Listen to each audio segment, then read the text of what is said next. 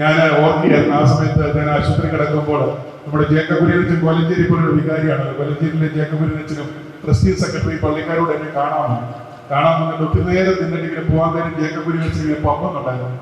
എന്താ വെച്ചാൽ പമ്പ് പൊയ്ക്കോളാൻ പറഞ്ഞു.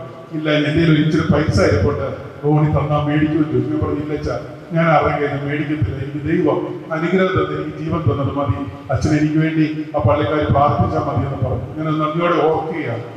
ആദ്യമായിട്ടാണ് ഞാൻ പുറത്ത് പറഞ്ഞത്. പറയാൻ കാരണം വേദനിക്കുന്നവരും ആവശ്യമുള്ള ഒരു അനേകരുണ്ട്. അവരെ കരുതുവാൻ പരിശുദ്ധ ഭവാനിലേക്ക് കഴിയുന്നുണ്ട്.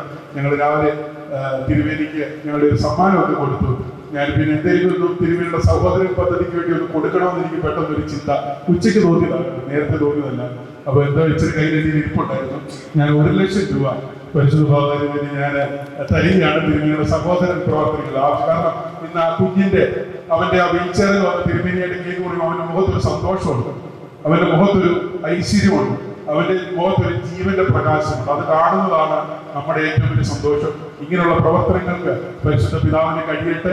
എന്നെ കൊണ്ട് കഴിയുന്ന രീതിയിൽ ചെറിയ 1 ലക്ഷം രൂപ സഹോദരന്റെ പ്രവർത്തനങ്ങൾക്കായി തന്നുകൊണ്ട് എല്ലാവിധമായ പ്രാർത്ഥനകളും പിതാവിന്റെ അനുഗ്രഹങ്ങളും യാചിച്ചുകൊണ്ട് എന്റെ വാർത്ത നിർത്തുകയാണ്. ദൈവത്തിന്റെ അനുഗ്രഹം നമുക്ക് കൂട്ടായിരിക്കട്ടെ.